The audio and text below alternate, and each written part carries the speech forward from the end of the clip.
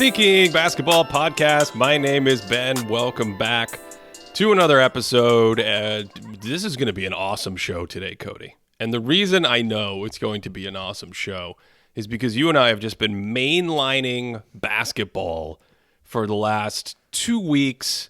I mean, we had the inaugural day of the NBA Cup, and I think I got you to move your excitement level from a 5 to a 5.5. For that, all the games were close. It was like the closest night of games. I saw some stat. It was the closest night of games in the NBA in years. If you take all the average scores of all the games, I don't remember anymore how many years it was. 9 years. I've lost track of time. Are you struggling with the time change? Do you know what time it is? I thought we were recording earlier today. Yeah, I was going to say I was still like at school. You're like, are you ready to go? I'm like, we're starting. It's time. Somewhere it's time to record. Yeah. The thing is with time, though, like you're saying, I don't know how I feel about how much time has passed in the season. Because part of me feels like we should be like 30 games into the season. And then sometimes I'm thinking, I'm like, wait, didn't the season kick off like last week? But yeah, to your point about, okay, actually, first of all, Ben, this tournament that's going on in the season, can you clarify something for me? Yes, of course. I'm the gatekeeper of the tournament, yes. What is it called? Like, what is its official title? Okay, it's called the NBA Cup. Right? Okay. And kudos for going with a unique court. I think they needed a unique court. I think they have to rein back some of the bright colors for what we would call usability. The usability is a little rough. What was the game I was sharing with you guys the other day with the dark blue court and the team was wearing black and you just could not see the team? The Nuggets. I think it was Nuggets. Yes, it was the Nuggets and Mavs. Yes. Yeah. So they have a very dark blue and a black, and no one there realizes color theory or how contrast works or the human eye. And I'm like, okay, there are 5 Mavs. I can see the Mavs out there. And Jokic, maybe I got him. I don't know. It's tough. But yes, the court idea was good. Some of them, the execution maybe is a little tough on the eyes. But I'm talking about the courts because there's a big cup in the paint. It's a very creative idea. Like, let's draw a giant sort of championship trophy-like cup because it is the NBA Cup. But then I think the reason you're asking is because when you turn on all the games, it didn't say it was the opening round of the NBA Cup. It said NBA in-season play-in tournament. Like that's what the ticker said. In-season play-in tournament. See, I was explaining this to my wife. Not playing, just the in-season tournament, yeah. See, this is actually a conversation I was having with my wife, who's decidedly not an NBA fan, and she was like, oh, this is the play-in tournament. And I'm like, no, it's okay, because play-in tournament, it's actually the in-season tournament. And she's like, that's what people call it? It's just the in-season tournament? And I'm like, I think that's what it's called. So I didn't even know it was the NBA Cup. I think the NBA Cup aspect of it, like it's like a Mario Kart track, like this is the cup that we are going for, and we can move up the CCs or whatever else for each round. But you know what, Ben? I was impressed. Like, I was watching a couple of those games. For some reason, the one that stands out to me is like Grizzlies Blazers, which if you were watching like a November 1st Grizzlies Blazers game when both teams have combined like one win, that had like the most energy that game could possibly have. Like, it came down to the wire. There was a Blazers comeback, and their crowd was just into it. And I'm like, okay. This is the theory of it all. Ben was right.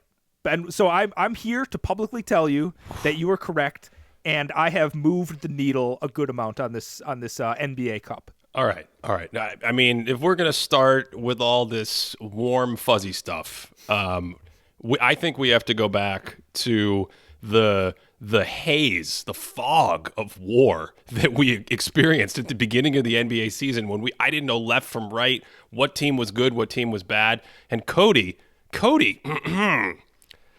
your Orlando Magic are looking pretty good. Your hesitancy about the New Orleans Pelicans, New Orleans, what is my ability to speak and say basic cities is going downhill. This is the time change. The New Orleans Pelicans. Now, people are saying like the Pelicans are 4-2. So isn't that good? Cody, I've been watching a lot of Pelicans. Okay. Been watching a lot of Pelicans. They're 4-2. Strength of schedule, very soft. Very, very soft. And lots of shooting luck. We were looking at our early season opponent shooting luck, and like You don't expect the open threes that your opponents shoot to be 25, 30%. You expect them to be close to league average as the sample size gets larger throughout the year. So they have a ton of shooting luck, and they have had a really nice schedule. And they've looked okay from the perspective of, like, do I still like the idea of the Pelicans? Yeah. I'm waiting for Trey Murphy to get back. Jordan Hawkins is a super interesting rookie who kind of like a movement shooter who maybe has a little bit more juice to his game. He's still young, of course. So it's pretty good, but I think your pessimism, at least in the first 6 games that they've played, I think that's looking good. Your Magic are looking good. What else? I just remember waking up this morning and being like, Cody was on one at the beginning of the year. He's dialed in. Let's get Oscar picks from him. Let's go to the racetrack. I think my hesitancy about the Bucks too is still that's the one that hurts me. That one hurts me the most, though. You are so dialed in on that one that we're not even allowed to speak on it this week because we talked about it last week. So anyway, yes, continue with what you were saying. I just need to acknowledge that I think so far I can't even remember what else you said in that show, but you were knocking it out of the park. I think I appreciate all of this, Ben. This helps my confidence right now, and we're a couple weeks into the season, and I still feel like I don't have a grasp on anyone. Memphis, you were selling Memphis stock at the beginning of the year. Your man Tyus Jones is not there. That really hurts their ability to run second-team offense when John Morant's not there. Phoenix has looked bumpy. I don't think you were too super excited about the Phoenix bench player situation. The Phoenix bench player thing, I had a whole thing about their bigs, but I was actually really high on Phoenix. I think my prediction is they would finish top 3, but I'm punting on that. Put top 3 in the West, I should say. I'm punting on that because we just haven't seen the superstars. And as far as I'm concerned, if all 3 of the guys, Beal, Booker, and Durant, aren't healthy, like the whole Suns thing just doesn't work. Like that's just not the Suns team I'm talking about. But that's probably not fair since I dinged a bunch of other teams with health-related stuff. But yeah, the Lakers, I haven't checked in on the Lakers. How are the Lakers doing recently? Are they, like, offensively, do they look like they're doing pretty well? That's another one. That is another Hodek special. I mean, they are, and don't worry, we'll go back. You know what we'll do? We'll go back and we'll edit that preview podcast, and we'll just take out the Phoenix thing just in case Phoenix continues to trip over their own feet. We haven't really seen the fully operational Suns yet, but from what I have seen in Phoenix, the support system, the surrounding players, it looks like it might be an issue. And before we get to the Lakers, because we talked about the Lakers a little last week, so I wanted to bring this other point up. One thing I've thought about lately, Cody, is in 2024, the teams are so good. I think we are moving to the end of this gradual, rapid innovation and evolution of the pace and space era. Everybody's kind of figured out you need shooters and you need positionless and 2-man actions. You want 3-man actions, just screening and moving and passing and ball handling. So everybody kind of dots their I's and crosses their T's. And we haven't had expansion in a very long time. The players coming into the league today feel like they are more suited to this environment than ever before because all these young kids have grown up middle school into high school and then a year or two of college with this change in basketball. They grew up. Now it's 2024. Steph Curry's bonkers 2016 season where he just started shooting threes all over the place, 10 threes a game. When I made 402 3-pointers in a single season. That was 8 years ago. 8 years ago. So there's a generation now that has grown up with these skills, and I think we're starting to see it. I mean, you just see it with the big men. These guys are unicorns, Victor Wembanyama and Chet Holmgren, and even someone like Evan Mobley. Just the skills when they come into the league are so polished. Paolo Banchero with your Magic. I mean, he's huge, but just incredible amount of skill that these guys have. And so the thing that gets me to Phoenix is you can't survive anymore if your third and fourth player on the court aren't good. It's hard to protect them. It's hard to protect them on offense because you can't hide them anywhere because if you don't have someone who's a shooter, defenses will take advantage of that in the middle of the regular season. You know, we waited a decade ago till the playoffs before someone's like, what if I just don't guard Tony Allen? What if we tried that? What if we just let's just leave him alone. Let's not actually leave the paint to guard Tony Allen. Now I feel like teams have a process for that when there's a shooter on the court at certain positions, when there's a non-shooter, when there's a guy that hangs out in the dunker spot.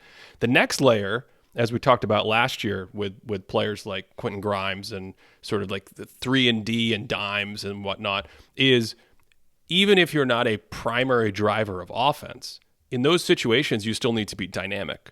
You still need to catch the ball, up fake, and attack a closeout. Get into the paint, take 2 dribbles. Josh Green needs to be able to do more than just stand in the corner and shoot like Bruce Bowen. Grant Williams needs to be able to do a little bit more than just stand in the corner and shoot. And so that's the offensive side.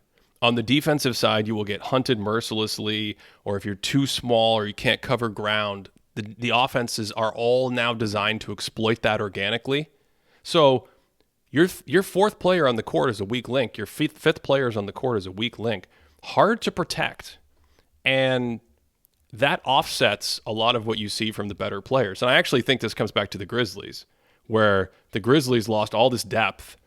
And so now they're like starting a guy in Zaire Williams who was in their G League last year. And the second you start doing that, the more likely you are to bleed efficiency on offense and defense and go from a team that's winning 50 games to winning 30 games. And I think, to me, I just see that up and down the league this year. Talking about the Suns for a second, what I find really interesting about them is like Nurkic, I feel like I bring this up a lot, but it's actually an action that just every team plays all the time, like a delay action, a big man coming up and being like a DHO hub. They're going to stand around at the little delay action. A little delay action, Ben. Little stand at the top of the key, space the court, have your big man, hand it off to the guards. Just the Jokic special. So I think what's not difficult to communicate, but not talked about a ton, is like to be a good DHO hub was fairly rare. Like not every big man, even like a decade ago, 15 years ago, not every big man was just like comfortable standing at the top of the key and then running all of these actions. Now you watch somebody like the Suns, like Yusuf Nurkic. He was always a pretty solid delay guy because he's he's a good little passer. He can sometimes take that really interesting looking jump shot, and I think there were a couple seasons where he made like a few of them and people were like, oh, Nurkic can spread the floor, but like he really can't spread the floor. But like it's not good enough to just kind of be good at that. Like some of these guys, you watch like the Thunder, for instance, Chet Holmgren playing the delay action, right? So he can hand it off, but like if you shade a little bit to one side of him to stop that handoff, he's quick enough and agile enough that he's just going to like dribble by you and just yam it down on you. If he hands it off to somebody and he pops out and you're sticking with Jalen Williams because Jalen Williams is a wizard at getting to the rim and he could just finish, all of a sudden he kicks it out to Chet, who's wide open, and you have to scram out there because he's shooting like 900% from 3 right now.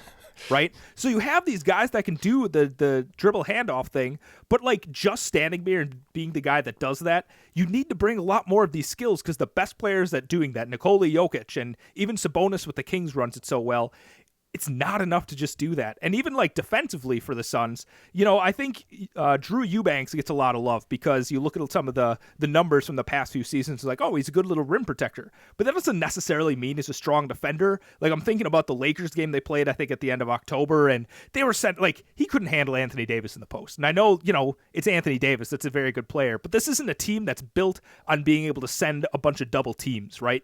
They're just not the kind of defensive personnel that can send people scramming and whatever else. So, the theory of the Suns that I was going with is, it's enough to have 3 high-level offensive players.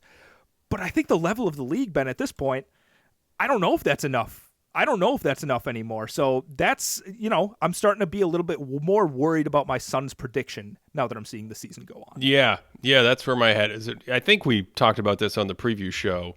It reminded me a little of the 2008 Celtics, where they basically gutted the entire roster to bring Kevin Garnett in, and in the same offseason, Ray Allen. And so you had this big 3 of Garnett, Pierce, and Allen. And then you had a young guard in Rajon Rondo and a young center in Kendrick Perkins. And both of these guys were kind of like defensive minded. And then you just built, you got a few key pieces. In the Celtics case, they got James Posey, which was a huge haul. The Suns were not able to get an additional player like that. I don't know if the Suns have a 2024 version of like Eddie House coming off the bench. I don't know anymore if you can get a buyout market 2024 version of PJ Brown, who was another big man who was able to play minutes and help. Just because when you get to the top, that talent level is so strong. Like, I mean, I'm just thinking off the top of my head, so I'm probably forgetting someone, but I can't think of a huge buyout guy in the last couple playoffs that has been able to come in and really play meaningful minutes off the bench for a contender that needed a role filled like that. Because to your point, the skill level for filling these roles in the best games is so high. And even just going back to what you're saying, that like action that takes place at the top of the key, where a big man is looking to hand it off, there might be a third guy involved in setting a screen, then you can backdoor the screen, the screener can turn around and become the cutter. The unicorns of the league now are doing everything. So the Thunder have Chet handing the ball off, and he's also spinning and turning and driving and keeping it when they overplay the handoff.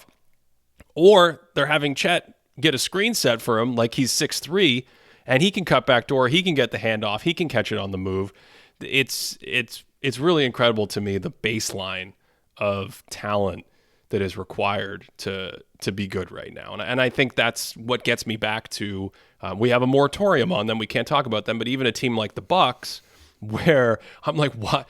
Malik Beasley running your offense and like initiating pick and roll possessions, it just may not really be viable. Once a game, maybe, but it's almost like, is it this generation's version of we have to throw it in the post to our big man like 20 times a game instead of, we'll give Ben Wallace and Tyson Chandler one jumper. We'll give them one jumper to start the game. They know at the start of the game they're going to get a play called for them, and then they've eaten for the entire night. Please rebound and defend for the rest of the game. I don't know. What do you think? Yeah, and I even said Sabonis. I actually want to backtrack for a second because I don't know about you, Ben, and I know you identified it in a video last year. The Sacramento Kings still might have the offense I enjoy watching the most in the league. Like, if I'm just going to toss on a random game and be like, this is going to be the team I'm going to have the most fun, I think the Kings. Like, their offensive set, the way that they all know how to move, the way they know when to cut, they know how to, like, resituate themselves on the court. It's just brilliant. They're all on a string. You have Malik Monk coming off the bench, who's just, I don't know if we're going to talk about 6 men candidates at some point coming up here, but Malik Monk is right at the top of the list for me. He's just a special dude that can create off the bench. But Sabonis is so good in the regular season at operating in this dribble handoff type of action, right? He's so good at, you're going to give me space to attack. I'm just going to jam you all the way to the rim and finish with a little shoulder hook, right? But you can also see where there's some cracks in the armor, where he was hurt last year in the playoffs, where Kevon Looney was like, hey, I'm going to back off. You're going to take a jump shot, right? And Sabonis doesn't want to do that. He still really doesn't have a jump shot. So you can see moments like that where you're like, okay, this guy isn't going to be able to hang quite as well when we get to the playoffs, as opposed to these guys like Chet, who you're like, okay, once he's fully developed, he's going to be an impossible DHO guy to stop. Victor Wembanyama, all of a sudden dropping 38 points, crossover step-back threes. Obviously, Nikola Jokic. All of these guys have these other skills that make them unstoppable to play that way. So I think that's an interesting thing that I'm keeping an eye on. It's just like how each team uses the dribble handoff actions and what their big man is able to do beyond just literally handing the ball off. Okay, Cody, it's trivia time. Okay. How many teams in the NBA this season, as of right now, when it's November 6th, are in the top 5 in offensive rating and defensive rating? Top 5 in offensive rating and defensive rating.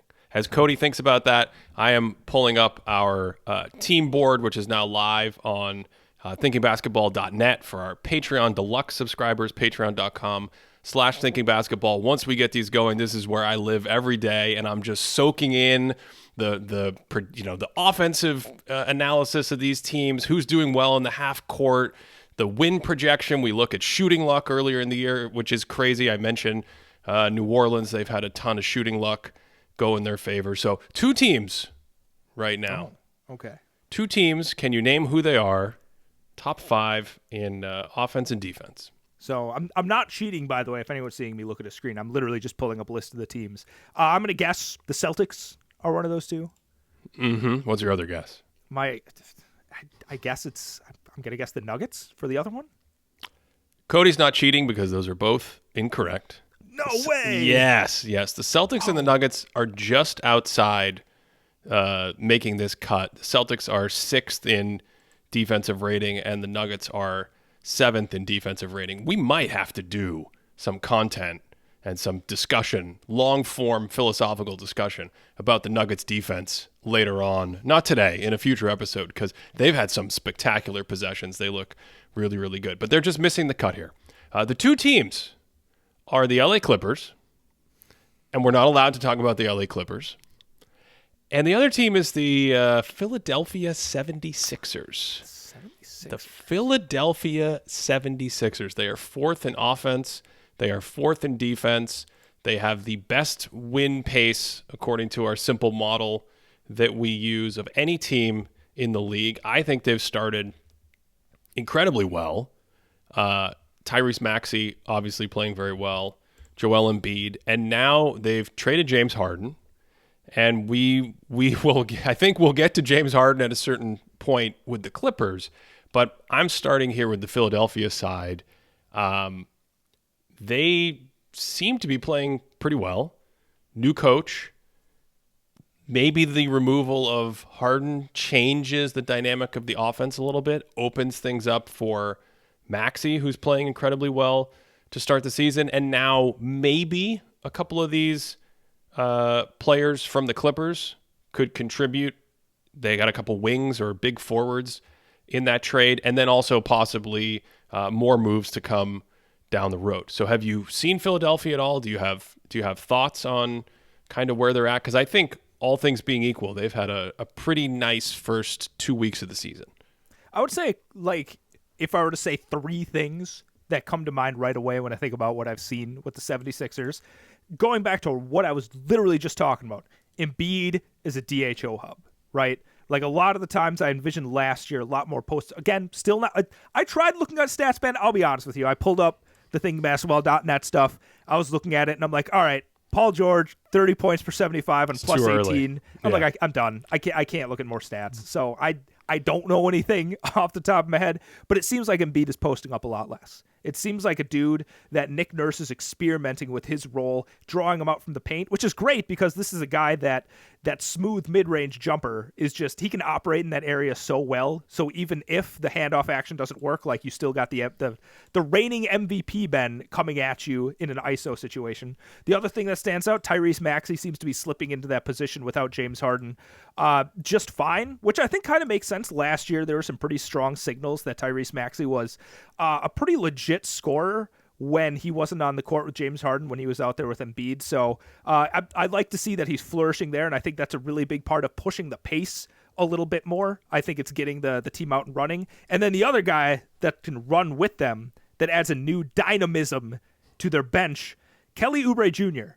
Not a dude that's going to walk in and be like, I'm going to set anyone up. Because let's just say if you have a dinner party, right, and you have all of the plates, and you're right, all right, everyone, we need to set the table and start eating.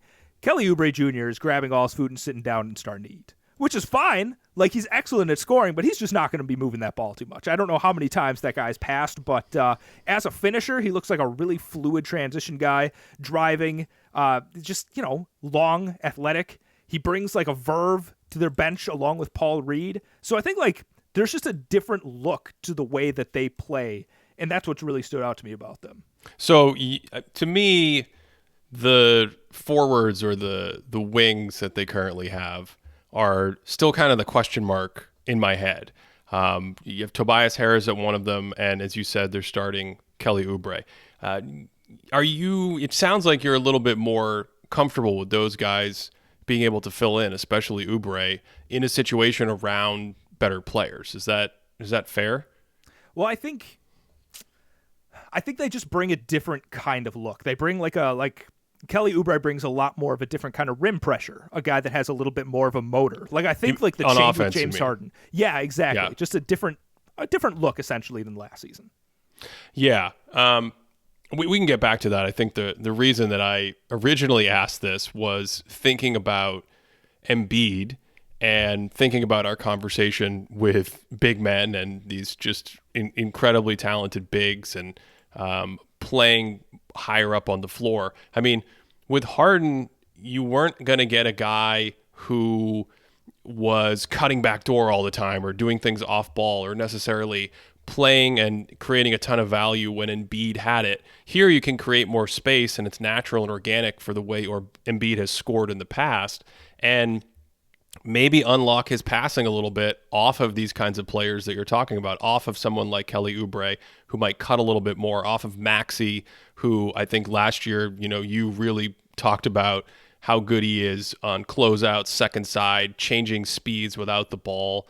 And it's only a few games, but I mean, technically, this is from a statistical signal standpoint, the best Embiid has looked like a passer in his career. That statistical signal will look at things like how often he has the ball and the type of assists he throws and turnovers and things like that. But I mean, I think some of his passing has been a little bit sharper. It's always been a progression for him over the years to like see actual huge shifts in his passing game.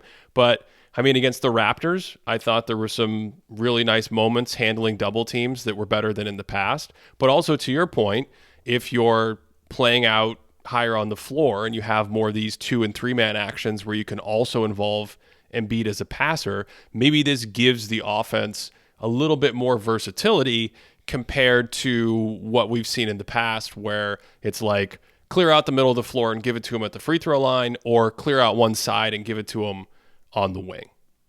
Let me ask you something, because you just brought up the double teams with Toronto. Do you feel like, because I feel like when you're a post-up guy, it's just easier to send double teams, right? The nature of a post-up is like you're kind of in the middle of the floor. It's tough to have like a swivel for your head and like look everywhere. It just seems like it might be natural to get double teamed more. If you have the famous Michael Jordan steal against Karl Malone where you sneak up and get that. Is Embiid being double teamed fewer times because he's being stationed at the top of the key, and that's opening up more space, and that's just giving him better avenues for passing? Do you think that's a big part of what's going on? I don't know. I don't feel like I've seen enough of them. I think they've played 6 games, and I certainly haven't seen like 4 or 5 of those games. So I would want to watch at least a couple more to kind of get a feel for how defenses are reacting and then really get a better understanding of the 76ers playbook. But that certainly could be a thing. Yeah, I just think the more you're going to be idle and stationary in 2024 in today's basketball, the more predictable you are. And here's a great example. Last year, we talked about the way the Nuggets were rotating behind the play to protect Nikola Jokic. We did an entire video on it. We talked about it a good deal. It came up in the postseason. And it comes from the way a lot of teams, I would say at this point in 2024, basically every team is handling these rotations off of double teams, where in the old days, the old days being like 15 years ago, Cody, you might have the ball in the low post, a double team might come from the perimeter, and then that player on the perimeter double teaming would want to recover back to his own man. And you wouldn't have a ton of switching. You might have a built-in double team for some defenses where they say, okay, if player X doubles, player Y comes over and helps in this manner. But for the most part, it was more to one-to-one. Now it's just more normal. You turn on a game any night in the NBA, and if you see a team in that situation defensively, they know like the next guy over down the line, he needs to come over and pick up the potential pass that's one pass away, the guy on the same side of the court as the ball. And then the rest of the defense is going to react behind him in unison. It can create some very, very beautiful rotations. And the idea is the player can't run as fast as the ball.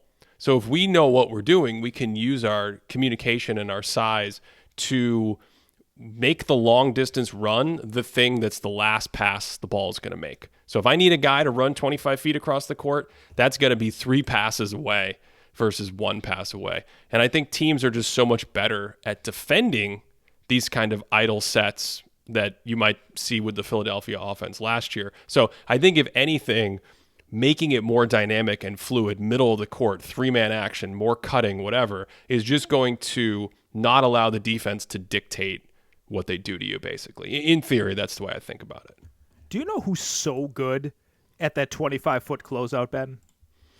Jaden McDaniels. That is somebody that's very good at it. Jared Vanderbilt. That's another. Okay, sorry. I was gonna say Josh Green. Josh Green stands out as something that's just like he doubles and he's all of a sudden just teleporting to the other side. When you say all that, what blows my mind is when you can see any kind of rookie like walk into the league and like actually feel like they know where they are. Like the complexity of what's going on in the court. Like you see, like we Trae Young is much maligned for his defense, but there's still like plenty of times where you watch Hawks games and you're like, he's trying out there. Like here's a possession where he's trying to fly around. He's getting a steal. He's going out here for a contest. Like these guys are really working and thinking out there. Whenever I see a rookie that goes out there and defensively is like, okay, I can fit into this pretty well, I think that's pretty special. When it looks like that they're not completely lost. Do you have any rookies off the top of your head that you're like, hey, here's a guy that he's out here, he fits into an offense or defense. This is a dude that I'm like, I trust this guy when the chips are down. I don't know if I have an answer, like a good answer off the top of my head to that question without having to like pull up names and teams and remind myself who exists in the NBA. But part of me, Cody, I'm a little suspicious that you're throwing me a lob. I feel like you're throwing me a lob. You're setting me up. I feel like you're setting me up to talk about Asar Thompson. Am I reading the tea leaves? Absolutely. I mean, what do you want me to say? What do you want me to say about Asar Thompson? Do you want me to say he's the greatest man defender to ever play basketball? Is that what you want me to say? What do you think his actual best attribute is on defense? Because this is a dude, he was flirting with a 5x5 recently. Like, he wasn't, like, one stat away, but he was at least, like, in the ballpark of a 5x5 recently. Yeah. Can you explain a 5x5 to our audience that is not steeped in box score lore? Yeah, those of you that haven't, like, watched all of Olajuwon or Andre Kurolenko, or it's basically you have five, it's like a triple-double, except you have five of five different statistical categories. So, like, 5 points, 5 rebounds, 5 assists, 5 steals, 5 blocks. And he, as a rookie, playing in the league for, like, 6 games, was at least flirting with one of those, which are just incredibly rare. They're incredibly rare. I don't understand his statistics. We should stop and point this out. I think the last player to do what he did last night was Akeem Olajuwon, right? Am I remembering that correctly? He had a crazy stat line last night. Wait, as a rookie or just in general? I thought it was in general. Is it as a rookie?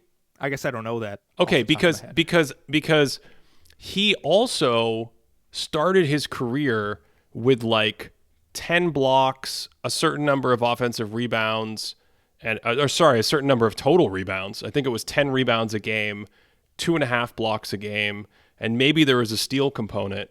And he was like the 4th player in NBA history to start their career like this. And Hakeem Olajuwon was one of them, and like David Robinson. It was only the greatest big men ever who had done this, and then Asar Thompson. And it's like, oh, wait, one of these things is not like the other. And then a week later, he's like, oh, let me see if I can get a 5x5. And if you're out there thinking, what's going, this is the Pistons, are they even a playoff team? This kid was playing an overtime elite last year, and he's very raw, and he's a rookie. I've seen some of the offensive possessions, and I mean, they're almost even better than the defensive possessions because he'll just try anything. He'll dribble into 3 players, fall down, the ball will go into the stands, and it doesn't even matter because he's going to block you on the other end. He's earned it. He's going to get it back. Yes, Asar, the future is so bright defensively. And what I'm seeing right now is just, have you seen the movie X-Men Days of Future Past? X-Men Days of absolutely. It's one of my favorites. I love that one. Love it. Anything with time travel, I'm just in. It could be the worst movie ever. I love the whole vibe of the whole thing. Now, do you remember the scene? Now, I'm trying to do this without giving away spoilers, even though the movie's very old. Do you remember the scene where, who is it, like the Flash? Who's the fast guy? So Quicksilver? Quicksilver. Right. Thank you. Do you remember the scene where he's running very fast and everyone else appears to be moving slowly? It's the Magneto's in the scene, right? Well, I'm trying not to give too much away. Yeah. This movie came out like 2012. Like, people aren't going to be angry about a spoiler from 30 minutes into this movie. I know exactly what you're talking about. Yeah. So basically, he's moving so fast that he can do whatever he wants, and other people are at his mercy, and he can go, he can throw a ball in the air and then eat 12 things and then go back and catch the ball before it falls. That's how Asar Thompson plays defense, Cody. That's what's happening out there. It's amazing you say this because I still remember there was a Matisse Thybulle play from a couple seasons ago where I literally slowed it down to half speed and he picked off a pass and I'm like, he's just moving like the same speed as everyone else. There's one particular performance recently with Thompson Which one? There's one. I think we talked about this. His performance defending Shea when they were playing the Thunder. This is not suitable for work to bring this up. It's NSFW. It's simply put, Ben, it might be the best like individual half of defense I've seen one player play against Shea before. And this is a rookie. Like, he was making him throw up air balls. He was not biting on fakes. It was really incredible stuff for a rookie. Like, this guy's ceiling is legitimately like conversation about defensive player of the year at some point. Not this year. I'm just saying that like potential going forward with this dude. Well, I mean, it raises questions about how valuable your on-ball defense can be and what else you need to do off ball. And, you know, is there a limit for a guy who's 6'5"? Well, we can get to that down the road. But I didn't want to bring up the Shea thing. It was too, I mean, how many like superstar offensive play? I mean, Shea was first team All NBA last year. And if you missed this game, we might have to do a little video action on this just so people can experience what I experienced that night. Cody's not exaggerating. Like, it was crazy. It was kind of like if I tried to play in the NBA. That's what it felt like watching Shea go against Asar Thompson. And Asar Thompson is a rookie. It's incredible. Yeah. So, you know, I think we talked about the Pistons a little bit before, but, you know, Asar Thompson is definitely a rookie that I've enjoyed watching so far. Another rookie, Ben, that I know you like as well, that has come up a couple times in discussions. I think he looks pretty solid defensively, not wrecking like the court like we are seeing Asar Thompson do. What do you think about Cason Wallace so far? This is fantastic, Cody, because you took me on a detour. I felt manipulated. I felt like you were drawing out my Asar love for the world to put it on display for the views and the clicks. And the, what do they call them? The aggregators? We don't have aggregators. The aggregators. We don't have any aggregators, do we? No one's ever. I don't think so, actually. Please don't start aggregating. That seems annoying. No, not a fan of the outside aggregators. In fact, just stop listening to the show. Just leave it to me and Ben talking back and forth, and then, you know, we'll just leave it with that. I made a graduate reference. No one's going to get that. You cannot make 1967 movie jokes anymore. The time has passed. We've really lost that ability. The Thunder. I wanted to talk about the Thunder more. Because we talked about Chet last week. We were talking about him earlier, and I feel like the Thunder, to put a bow on this conversation for today, I feel like they're the team that epitomizes so much of what we were talking about with the evolution of the game and positionless basketball and being creative with your X's and O's. You know, Mike De La Rosa, our video coordinator, did a video a couple weeks ago about all their inverted guard screens that they like. But you watch them on any given night, and Shea didn't play the other night, and they were great. They were great in that game. It was a great game against the Warriors. Another NBA Cup game, just spectacular. Jalen Williams is basically a point guard. Josh Giddey is basically a point guard. A guy you would actually think, like, nominally might be a point guard, like Isaiah Joe, he's actually just more like a shooter. He's actually one of their more limited guys in terms of these other things that they're running. But Shea, Giddey, Jalen Williams, Chet Holmgren, you mentioned Cason Wallace. He's not quite there offensively, but his cutting and his feel for where to go as a rookie are phenomenal, and he can take the ball, get into some actions, and make things happen. I actually think, as a sidebar with Cason, I'm excited about that in the future going forward to see how much he can expand his offense. But even now, as just a limited sort of piece of that puzzle, he can do that as well. Lou Dort, they start, he's like on the lower end of that spectrum, but they just have a ton of these players out there that make things happen. The X's and O's are creative. The spacing is creative. And yeah, I am excited about Wallace, but also just some of these other guys that the Thunder have, Jalen Williams, and really the guy who's jumped out to me to start this year is Josh Giddey. Interesting. Okay. Yeah. So the thing with the Thunder that just blows my mind when I watch them is they have, like you said, Jalen Williams is on the court. Josh Giddey's on the court. But you know who's bringing the ball up? Chet Holmgren. Chet, yeah. Like, yeah. you watch it, you're like, oh, wait a second, what's going on? So, like, the way that they invert all of that and just kind of start possessions in a way that you wouldn't expect, I think it just kind of wrong foots the defense. Like, they just kind of don't expect it, especially when Chet brings it up and he's like, all right, I'm just going to pull up from here and nail it. And it's really incredible. Lou Dort in that game we were just talking about with the Warriors, 28 points on like 96% true shooting. Like, those Michael Jordan performers. Like, he was out there just not missing anything. I have a historical comp for you, Ben. Michael Jordan would never have a 28.96% true shooting because that would mean he only took 14 shots. So it would be a 48.96% true shooting. You have an historical comp. I'm excited about this. What? Okay. Here we go. Let's all sit back. We need music for when Cody does his historical comps. I got to talk to the producers about this. So I'm gonna see if you can guess who I'm thinking of here. So Case and Wallace, right? In the lineage, I'm going to go with the Seattle Sonics player, okay? A guard that's multi-talented, 6'4", 6'3"-ish, a guy that fits next to other high-end talent. I don't know numbers, but maybe you're right.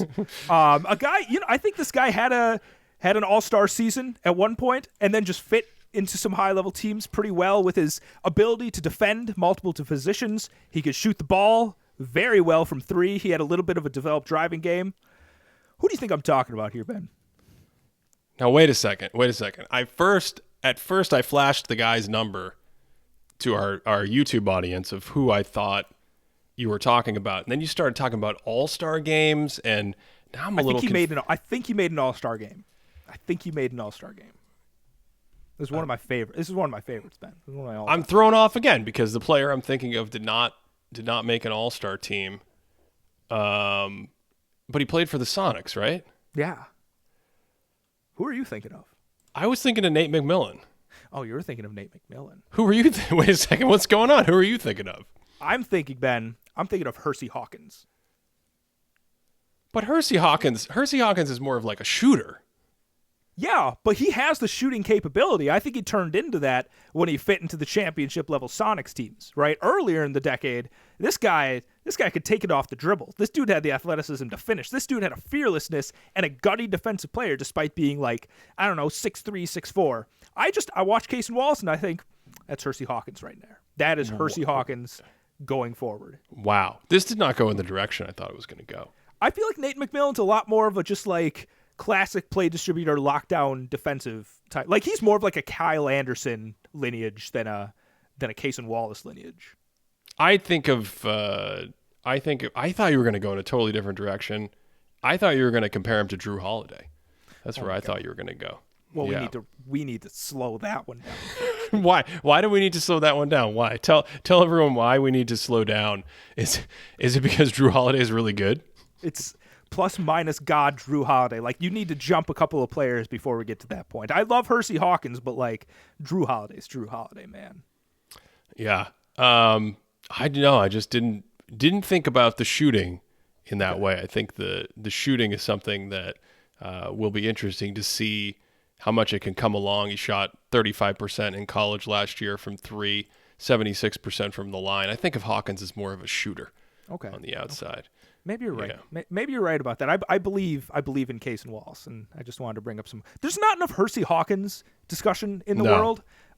He's one of those role guys that needs to be talked about more. But yeah, overall, Josh Giddey. I'm interested that you brought up Josh Giddey as somebody that stands out to you, because I feel like I have complicated feelings about Josh Giddey. Why? I have complicated feelings. So what's going on? Let's talk through this, Ben. He didn't slander the movie Barbie, did he? No. I didn't say I'm completely out on the guy, right? Okay. We wouldn't even be talking about Josh Giddey if that happened. He would get the Clippers treatment as well. He would get the Clippers treatment. Yeah. Okay. I'm starting to feel ready to talk about the Clippers, by the way. I could probably bring them up once or twice. But we should probably wait for James Harden. Anyway, Josh Giddey. Tall dude, right? He's very tall. Physical. Great passer. Okay, mm-hmm. I think it's actually passé at this point to say he's great at throwing inbounds passes. He's the greatest inbounds passer of all time. Yeah. Mike De La Rosa brought that up, and then all of a sudden everyone else said it. So I'm pretty sure that he started the trend. Everyone should be citing Mike whenever the Slob Wizard stuff comes up. Slob Wizard. They added it to Basketball Reference. He is now officially known as the Slob Wizard, which means one day when I make a video about him and I call him the Slob Wizard, I will get a lot of comments saying, nobody calls Josh the Slob Wizard. The answer Keep going. is everybody. I just had to vent Twitter. a little bit, yeah. I feel like I don't love the scoring aspect of Josh Giddey's game. Like, I feel like there's a lot of times where I see him driving and he kind of settles on like this weird floater range, sometimes wrong foot, and I don't know if it's supposed to be the wrong foot type of shot he takes, and it clings off the backboard. Even in that aforementioned Warriors game, it was one of those where I was like getting more and more disenchanted with his game, and then all of a sudden he scored like 5 straight and ones, and I'm like, all right, fine, I guess this is Josh Giddey. It's just on a team with so many guys that are so good at handling the ball and so good at doing a bunch of different things that I'm like, do we really want the ball in Josh Giddey's hand too much? But then, like I said, he has those moments where he looks incredible. So, I don't know. I wish he could space the floor better. I wish he was a little bit better of a finisher. I wish he could use that gap dribble a little bit more. I don't know. I just feel complicated about Josh Giddey at times. Cody, who is the shooting coach for the Oklahoma City Thunder? Who is the shooting coach for the Oklahoma City Thunder? Is it Chip England? It is Chip England. Yeah. England. Cody, who is the greatest shooting coach in the history of all of basketball? It's Chip Ben. I actually didn't know he was the shooting coach in Oklahoma. Well, I mean, he is a high assistant position, or I don't know what his official title is there. That's one of those basketball reference nicknames. But like Giddey, to your point, has taken in his entire NBA career 462 threes, and he's made 29% of them. In his first 2 years, he was 72% from the line. This season, he's only taken 9 free throws, so I'm not going to pay any attention to it. But, Cody, Josh Giddey just turned 21 years old. He just turned 21 years old. His feel for the game is fantastic. His size is fantastic. I see no reason why he can't be a decent shooter. And this is the age where you would want a great shooting coach to say, hey, let me work on your mechanics. So all of us, I mean, we saw this with Brandon Ingram, right? One of the all-time examples. By the time you're 23, you're a consistent 35 to 38% three-point shooter. You're in the 80s from the free throw line. I see no reason why Josh Giddey can't get there from the outside. And then to all this other stuff, last year, I mean, I have the numbers here somewhere. Last year on drives, here we go, thinkingbasketball.net. Last year on drives, 23rd percentile in the league on his efficiency on drives. But what I'm seeing this year that I really like, the reason why I'm specifically calling out this conversation, is he looks so much stronger. And he's not slower. He's not less agile. He's just growing into his body and becoming more athletic. And if you can throw your body around and you have great control over your pivot foot, you're big, you have great feel, and you're a great passer, think about what Luka Doncic does at that size and how devastating it is. Even though when he came in the league, everyone's like, well, he can't get by people, blah, blah, blah, blah.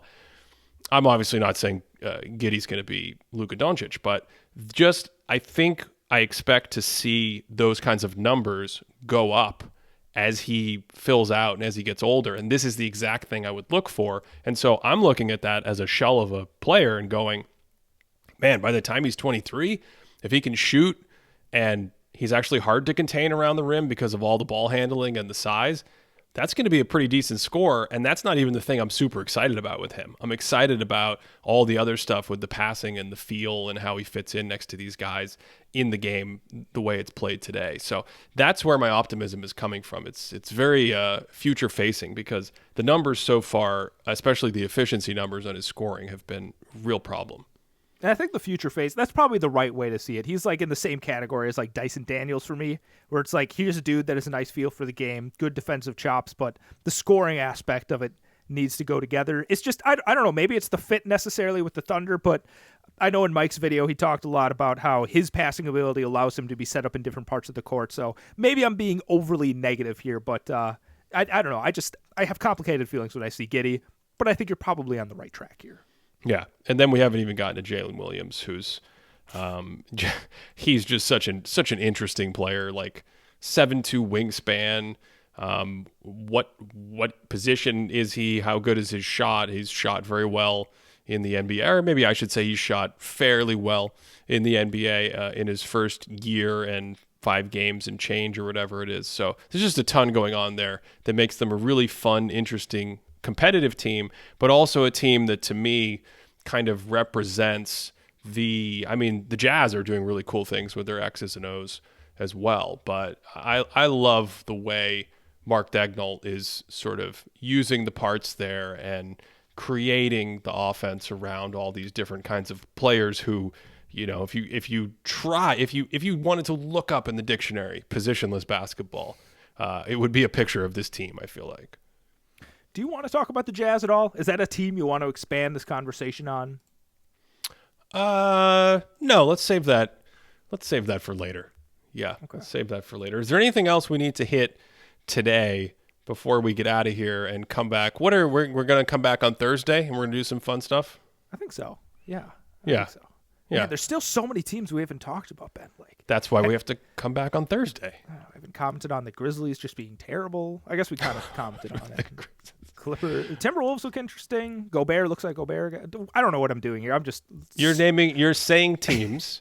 Saying teams. And that's good. No, that's good because you don't want to feel like your team isn't mentioned. Like you just Knicks, Nets, you just say it. And then the Dallas Mavericks, this way they can't say we didn't talk about your team during the show. That's true. Ben, did you see Fred VanVleet hit that pull-up 3 for the Rockets the other day? That was quite the jump shot that young man has. Hold on. Before we leave, I just need to check. Was that like a seriously big shot, or do you mean any generic shot he hit in a game? I'm just talking about literally any pull-up jumper that Fred VanVleet hits. That's when you know it's time to end the show. If you want to get access to our stats board that we use all the time, it's got all sorts of fun stuff looking at for players, multi-year shooting numbers and drives and all these other things we talked about, passer rating and things like that. Patreon.com/thinkingbasketball. That's the place to check that out. And that's also just the best place to directly support us. We do other things like live monthly Q&A where the subscribers pick my brain about whatever's not going on right now. Like whatever I'm studied up on, then it's going to be a question about the 1987 Philadelphia 76ers or something. That's probably what they'll ask me about this month. Patreon.com/thinkingbasketball. Cody, you have a very pensive face. Do you have any thoughts? Did you see any good movies this week that you wanted to let us know about before we get out of here? I was just thinking about the kinds of questions they'll ask you, and they'll be like, Ben, can you rank David Cronenberg's filmography for us? Like, that's the kind of question you'll probably get. Yeah. I actually have a question. This is a good question to end for those that stuck around. Is it about David Cronenberg? No, it's about movies, though. Oh, cool. Okay. So this is great. This is a little bit old this is a at this bonus. point. This is a little bit old at this point. Do you know that whole trend when people are like, how many times a day or how often do you think about the Roman Empire? Did you see this at all? No. Okay. Well, there was this whole thing where it's like, I think it was a TikTok thing where it's like, guys, how often do you think about the Roman Empire? And it was this whole thing that's like, no one realizes how often dudes think about the Roman Empire. I have a twist on it, Ben, that I think you'll match me on. How often, Ben, do you think about the movie Everything Everywhere All at Once? Oh, I thought you were going to ask me about the Oklahoma City Thunder, and I got nervous there for a second because I was like every 12 minutes. How often do I think about it? I think about it usually when other people reference it or bring it up. And then I think about it when I see rocks. Yeah. Like I'm hiking out here in California, and I'm in the wilderness and I'm in the woods, and I come to a cliff and I see some rocks, and I think those rocks have it figured out. Yeah. I don't know what I'm doing up here on the edge of this cliff, but those rocks, they know something. They're in a good place, those rocks. So it's a little bit often. It's not something that you think about just like once a year. Is that what the Roman Empire thing was? That once a year, or is it? No, all I think the time? There are some dudes that were like, I think about it daily. Like I literally think about the Roman Empire every day. And when I heard that, the first thing I thought of was like, I think about everything everywhere all at once every single day. Something triggers some kind of thought where I'm like, this movie is just in my head. That's a lot. That's way more frequently than me. I mean, when did it come out? 2 years ago? I think so. Was it last? It was last year. Oh, no, this is. It was like because it just won the Oscar. It won all the Oscars. I think it was last spring. That was the last Oscars. Yeah. We haven't done any more Oscars since then. I don't think so. We got to stop the show. I don't know what year it is. This is ridiculous. Cody actually, but right before we recorded, Cody was telling me something was in the year 2023, and I thought he was messing with me. And I was like, Cody, stop! It's been 2024 for like 2 weeks. We've already moved in to 2024. Thanks for coming on this journey with us. I think we learned a lot, and not necessarily about basketball or anything, but about rocks and movies and time and Christopher Nolan. He likes to play with time. He's a guy that does a lot of stuff with time. God, David Fincher's The Killer comes out this weekend on Netflix because I haven't gone to a limited release yet. I'm so hyped for it. I'm so hyped for this. If you want to help Cody go to the Killer, then support us at patreon.com/thinkingbasketball. Otherwise, thanks for watching this one or listening to this one all the way through. Hope you enjoyed it as always. We will be back on Thursday to talk about more basketball and get to the bottom of these problems that we're trying to solve. And as always, I hope you're having a great